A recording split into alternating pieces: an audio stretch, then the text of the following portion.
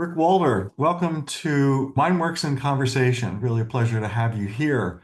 One of the things I'm really interested in is your work on stage, TV, and film. And how did you get involved in that? Let's start with that. How did your career start? Well, I think with a lot of actors, some were very driven at a very young age. It was something for me, though, I discovered in college and realized it was something I had a real facility for and enjoyed doing. Um, and I realized it was much easier for me to tap into this particular creative outlet than it was my music. I don't know what I was thinking, quite honestly. I didn't like to practice. I didn't like to play my scales. I didn't like to do all these things that you need to do to be a Did good your parents musician. make you play the piano or take an instrument? No, they supported me in everything. Whatever endeavor I showed some kind of creative input, they supported it fully. They did Hmm. that with all of my siblings as well. Whatever we found that jazzed us, that we found a talent in, that we found some kind of affinity for, we they supported that. Whether that I was in sports, they came to all my wrestling matches or all of my concerts as a musician, or when I started doing plays in college, they started doing that. They would often see the full runs. They'd come up for one weekend and see the whole thing. So they were always very, very supportive. Absolutely. Well, it sounds like they attended your performances, but how did they expose you to the arts? In terms of Um, just not just supporting you, but what mhm. did you hear? What was in the background of your life? Well, my dad was an artist.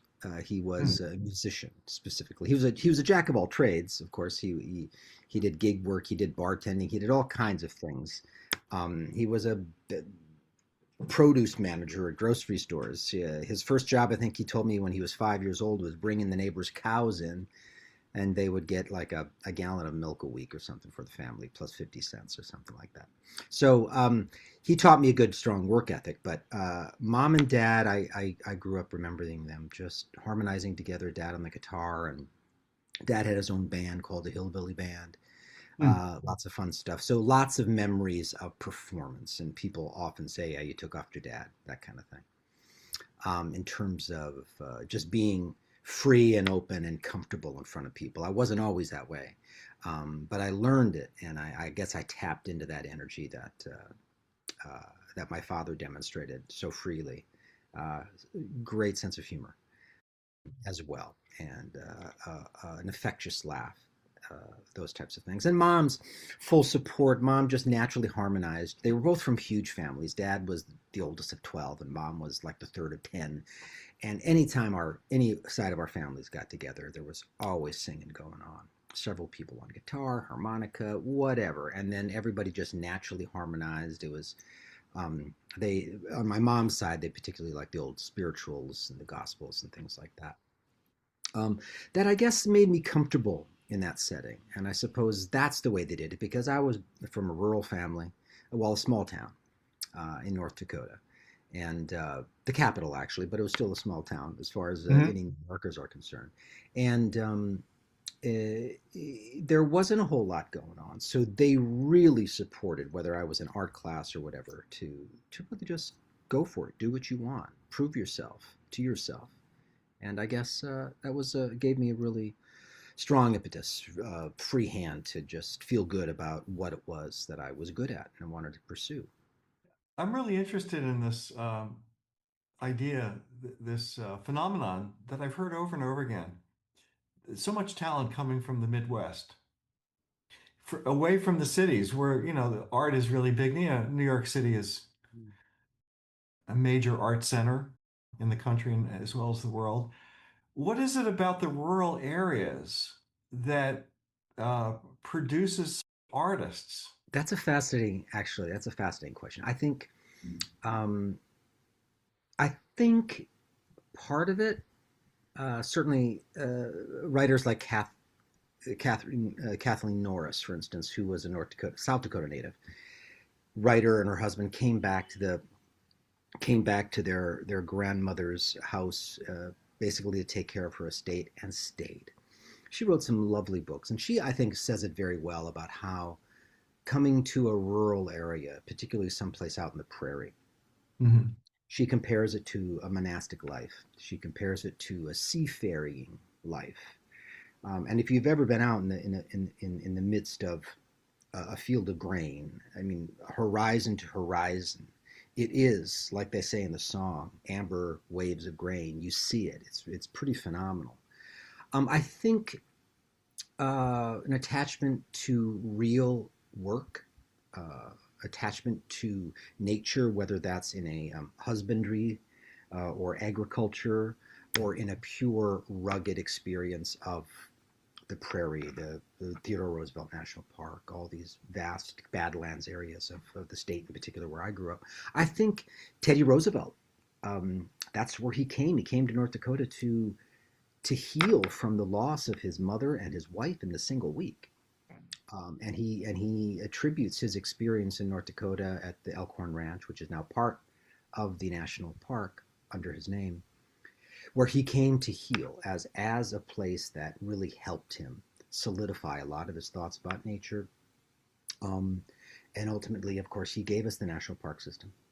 And so I think it has something to do with nature. I think it has something to do with the wide open spaces, something that's freeing, that's something that kind of awes you. I think you have to be in the presence of something that awes you, that not diminishes you, but lifts you up from an experience of, wow, I'm just this little bitty thing in this vast experience. I think it makes one think deeply.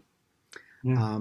I don't know if it was Lewis or Clark, but they came through North Dakota and they wintered in the Mandan with the Mandan Indians, or natives, I should say, um, that first winter.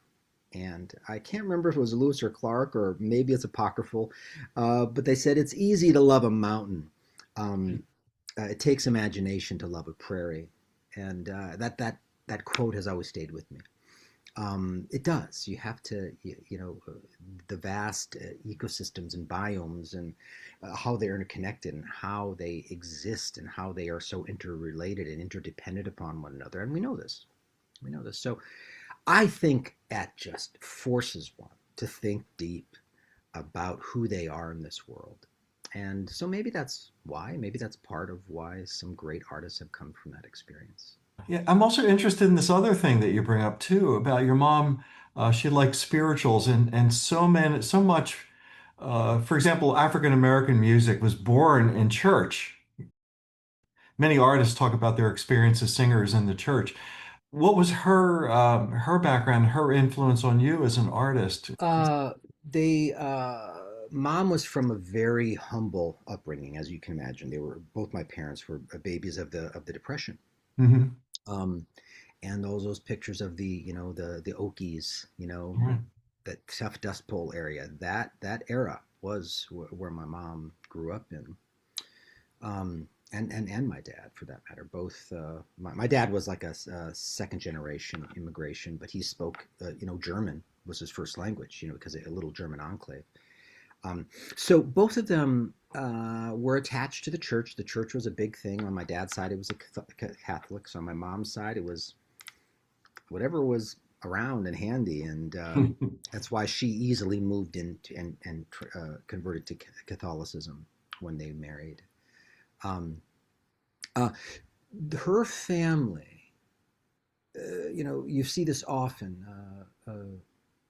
Cultures and uh, uh, around the world that experience want uh, attach themselves in some kind of meaningful way to some kind of spirituality, whether that's whether that impetus is through words and the grace, as they say, of God, or if that is through music, and often they interlink. So they grew up singing spiritual songs, about the Bible, and about this little light of mine, and that kind of stuff. Um, uh, were very important, and it does. I mean, singing as a group. I mean, there's something to be said about rounds and group singing that really kind of inspires one to to feel the spirit move through them, and I think that's part of what it was. Um, There were nothing extreme. There were no holy rollers or anything like that in the group that I remember, but they certainly felt a deep connection. And I think that also was part of the upbringing, the experience of want, the desire to look for some kind of sense of meaning in their lives, and more often than not, religion offered that, offered some solace. And I didn't go that direction. And my mom and I often still, she's 93 now. Dad passed some years ago. Um, but we still have conversations. She still has hope that I will come back into the fold, and she still prays for me, which is a lovely thing. And that we can still talk about that sort of thing. So it was never an oppressive experience. It was, I don't have any bad stories to tell you about my 12 years in Catholic education. Some people do. Yeah, I could certainly I, pass on a couple, but I we won't, know. we I mean, won't I go had there. some like we won't go there, but my experience was also mostly quite lovely, and nothing that I ran screaming from. But it was Yeah. just a coming of age for me. So I believe that's what still holds the devoutness. Mom still said, has masses said for me, all that kind of stuff, and I think it's gorgeous. And I think it goes towards her experience of knowing there's something bigger in our lives, and I think that's why she gave me the free reign. All of her kids, all eight of us, we had that was from eight kids, all eight of us, such free reign in our experience of finding who we were. Yeah. Well, you said something important, the idea that she wants you to come back to the fold. And that is often what religion is about. It's about community. We can argue whether the type of God that we purportedly worship, but it's about community. And a lot of the work of your work as an actor is done in a community, in a group setting. Before we divert from North Dakota, I Yeah, think Lawrence Welk was a German from North Dakota. One of my that's guilty right. pleasures is I love watching the Lawrence Welk show. I can't really describe why, but there's something so, I don't know, basic about it. There's And his language. it's Americana It's at some say Americana. That's it. at its some say at its kitschiest, some say at its folksiest. But Lawrence Welk, yeah, he's was from Strasburg, North Dakota. That was his Oh first yeah, language, a German. wonderful, a one Yeah. and a two and a, yeah. We watch it every Sunday. We Yeah. did that and Hee Haw. Yes. And so there's something about Americana, I think, also is a big influence in with some artists that I've had a chance to talk with. Let's talk about how you got to New York. I I I went to graduate school. I discovered as a theater arts major. I wasn't really sure what I was going to do with that. Maybe teach. Wasn't sure. It was a little liberal arts college in southwestern North Dakota, very near the Theodore Roosevelt National Park at Dickinson State University. It was still called college at the time, and it offered me a lot of experience on stage and behind the scenes, designing, building, directing, you name it, running lights, painting sets, the whole thing. It gave me kind of a holistic experience of what it was about and what the communal experience of it was about. So I wanted to continue it, but I was really jazzed about acting. And so I went to the URTAs, the University Resident Theater Association. They had their unified auditions, and I went to the Minneapolis um, for the regionals, and then I went on to the nationals in LA. And I got in front of a lot of graduate programs and summer theaters, and I got a fair amount of callbacks. Um, and one, the University of Connecticut offered me everything: full ride, money, a job, an assistantship, a lectureship, uh, free health care. I mean, it was everything. So I said, "Oh, what's this place?" And it was a beautiful campus, and that's where I went. So I didn't intend to come to New York, but being in Connecticut and having had a couple forays into the city over those 3 years I was there, it just seemed like the natural step. As soon as I got there, colleagues from my experience at UConn, both in the grad and the undergrad experience, we became a team. We met up again and we started doing theater. And I was trying my own style as well. In fact, I got the group that I got involved with speaking of Americana, um, we did this play called Americana Absurdum, which was an absurdist play. And it inspired us to want to go to Edinburgh, do the Fringe Festival, and we couldn't afford it that first crack. So we said, well, heck, let's start our own Fringe Festival. So we started the New York International Fringe Festival back. Our first one was 1997. And so that was the play that kind of inspired us to do it. We ultimately went in 2000 to Edinburgh, got lots of great kudos. Um, and so I found, I guess it's about finding your family. We've been talking about community. You can't really exist as an artist, I don't think. It's really hard to go it alone. There's no theater without an audience. Uh, uh, And that's what makes it so different from film. You never see the audience. Maybe you'll get an audience reaction once it's on its feet. And what's it like for you to interact with the audience? Are you even aware that there's an audience out there when you're in the moment on stage playing something? How does the audience affect you, if at all? It might be difficult to see them because of lighting, but still, well, you yeah, know they're there. Yeah. What's of it course like? we know we're there. I mean, I don't, I think there's moments of transcendence when we experience something that's true or connective in some kind of way that surprises us, Mhm. and sends us, or that we transcend perhaps.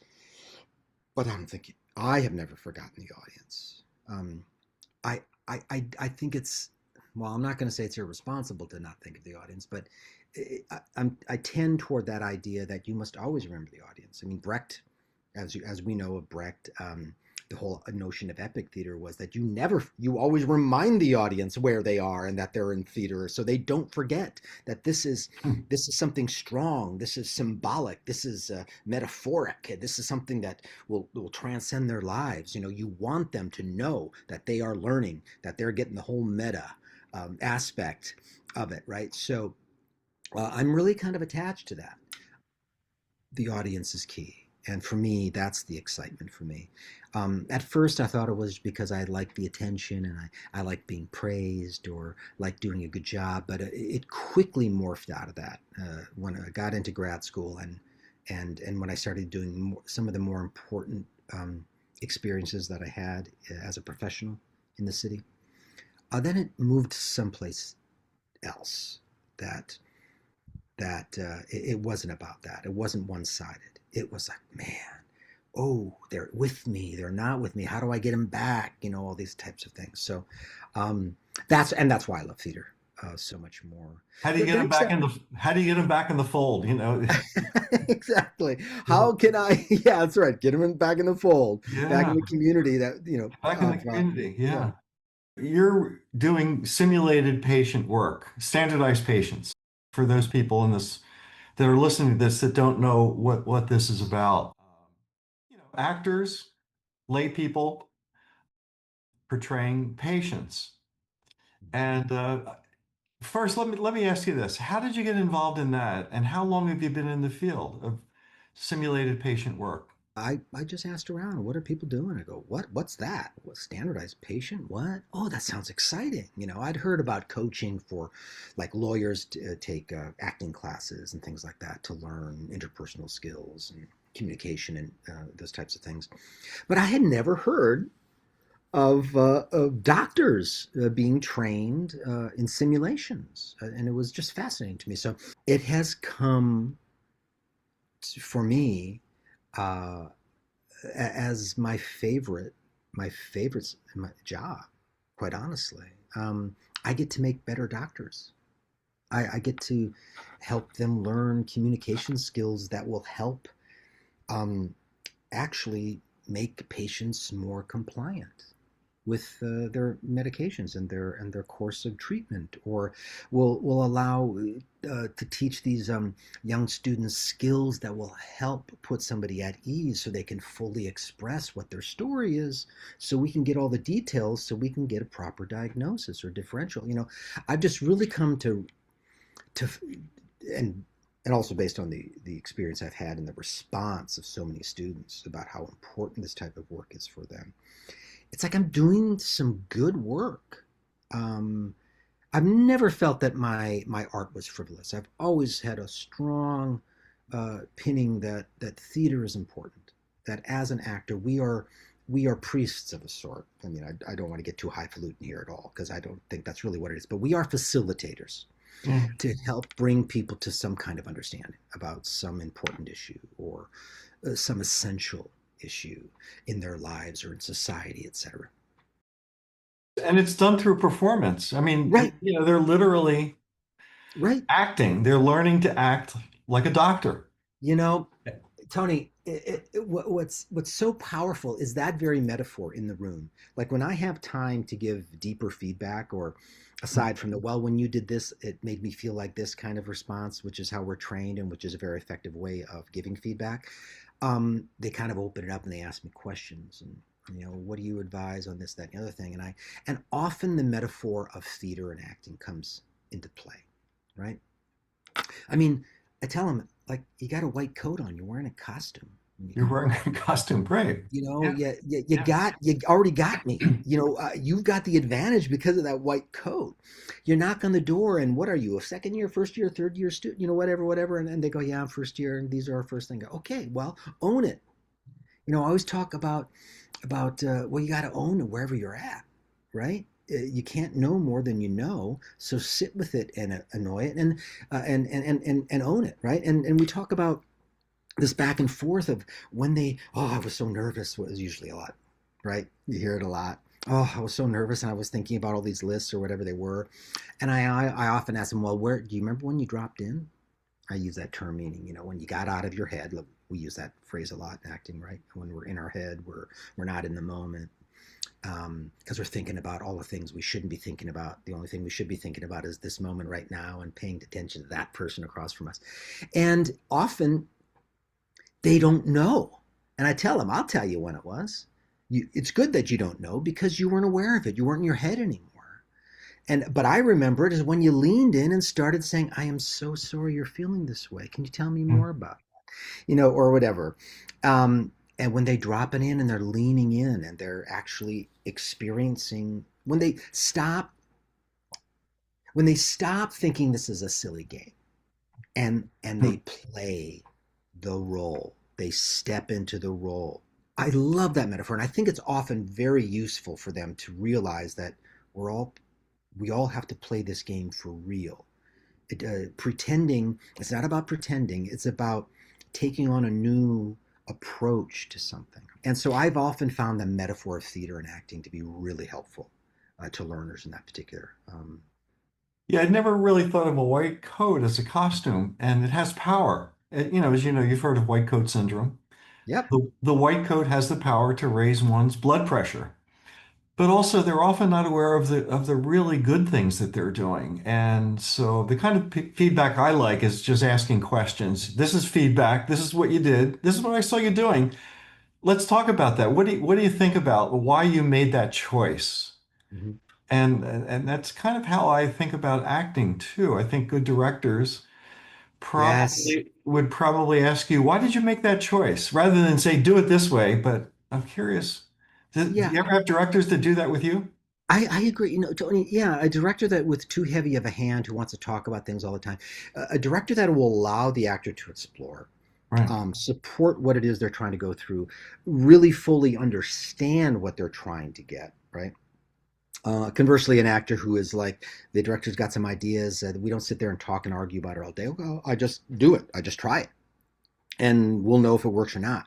Um, but I think it's important when I always go in there, speaking of this director actor relationship, is I try to be the director into understanding what their perception is of where they are.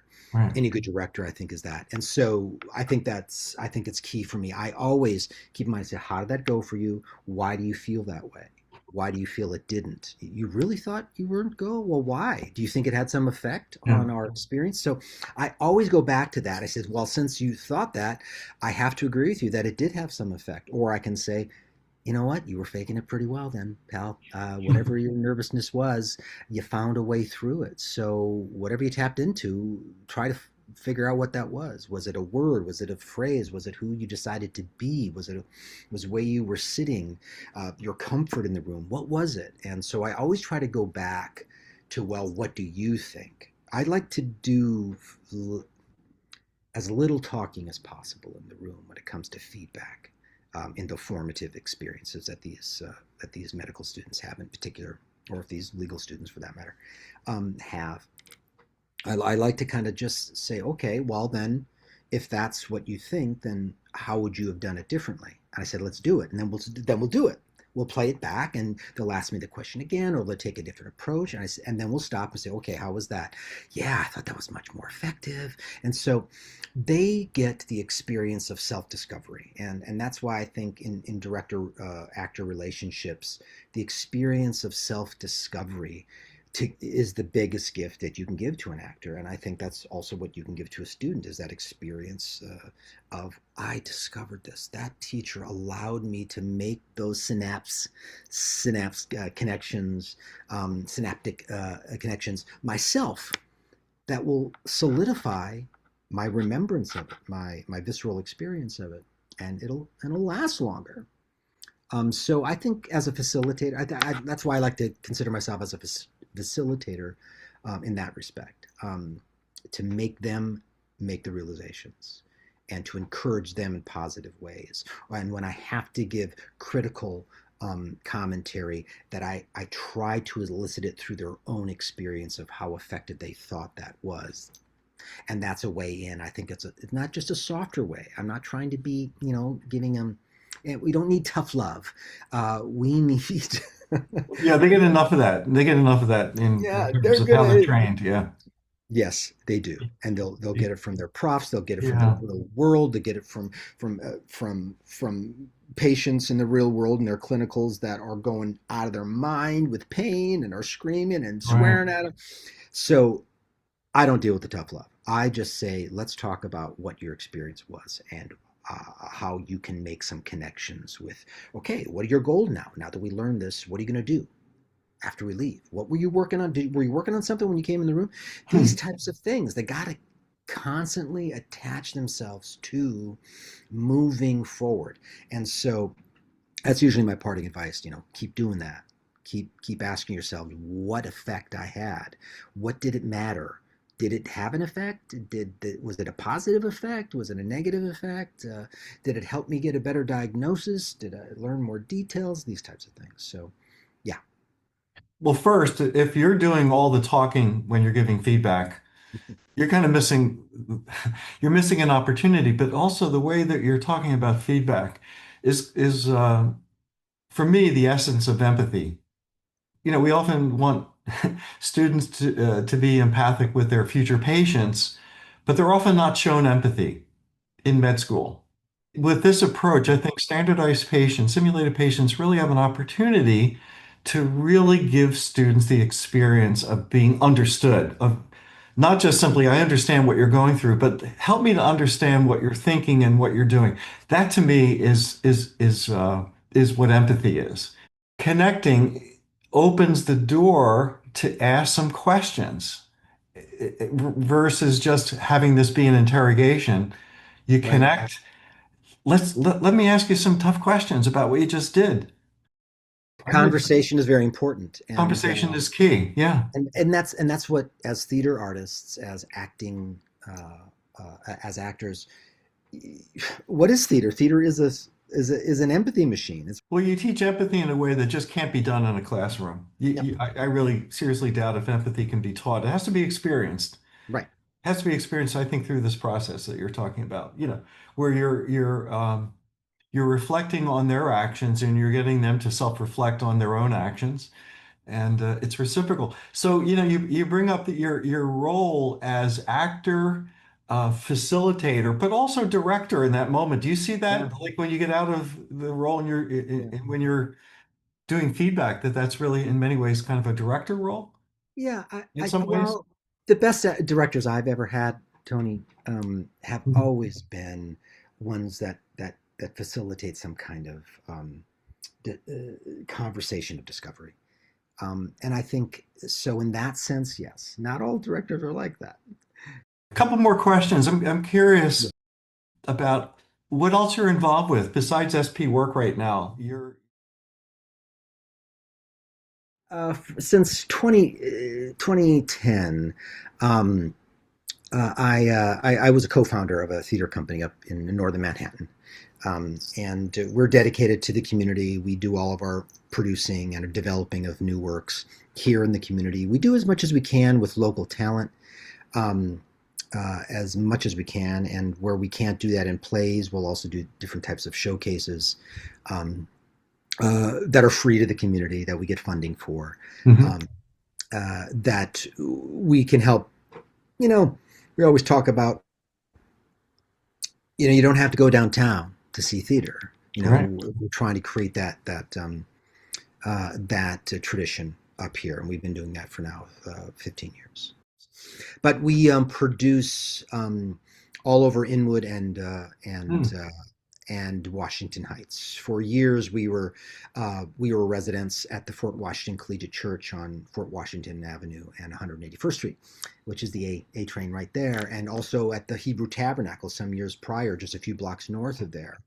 Um, and we're going to be doing a reading series at the Cabrini Shrine, which is also in Fort Washington. We do some stuff at the Booney Coffee in Inwood, which is right on Broadway in 207th, 211th. And so we try to bounce around in the community as much as we can, depending on what it is. Again, we're coming back to that word again, aren't we? That idea of community and being part of something, offering opportunities for other members of the community, both to either enjoy what's presented or to be part of the presentation, either as performers or technicians or crew or directors, or readers, or you name it. Did the stories come from the community itself? Often, but Often. not exclusively. Yeah. What we think is important is, yes, we want to present opportunities for locals, local Mhm. talent. And with our new managing director, who happens to be my eldest child, who is now stepping up as the second generation, who's ultimately going to carry the torch. Um, they are pushing us in a more inclusive way, in expanding our representation on our board and in our staff. I mean, because we always have been very inclusive in our presentations. Most of our directors have been women. Half of those have been women of color, et cetera, et cetera. So we are front facing, so diverse, but the driving team behind it, mm, we need more help there. And so our new manager, my daughter, will be assisting us with that, and has already helped us make great steps forward, in order to not just remain relevant. Yeah. I don't think it's just about relevance. I think what it is that to truly embrace the community we live in, which is a good chunk of it is Dominican. The Irish and the original Irish and Jewish settlements in northern Manhattan, have thinned a bit, and we have a whole mix, um, of new residents to the city, and our Upper Manhattan in particular, that we've we've helped to represent them, but they need to be part of the process. So I'm very excited about that. It's a new step for us. Again, it's an experience of really listening, right? We've been listening to the community. We've been listening to what's important, what's needed, and we hope that we're providing that, not just some diversion. I hope we're providing more than just a simple diversion. I always think that the action of things for me is really on the margins. It's not in the center. Yeah. And like I'm really interested in like what's going on in the Oort cloud or the Kuiper belt that lobs these comets in. What is that strange attractor out there that's knocking things off kilter? Right. Yeah, I Yeah. love that metaphor, and I love this idea of the margins, because of a conversation I just recently had. It's you know, people and cultures are being Right. marginalized, and it's not just the marginalization; it's also the outliers within that experience that we need to pay attention to. Why is this person that's bucking the system having such an impact, whereas everybody else is just following along in this particular way? And that impact could be good, bad, or ugly. I mean, but that's we just want to discover what it's about and how it either enriches or diminishes our society, and that's what theater is. This interaction of discovery, because of all the interaction of these various uh, observations, Yeah. and real life analogs. So I find that fascinating. I love that you brought that into the mix here, what we're talking about. It's just been great talking with you, and I'll see This you has been great. around. I didn't know what to expect in this conversation, and Neither did I. really You know, turned out to be a lovely conversation. Thank you, sir, for inviting me into it. I appreciate it. yeah, thank you.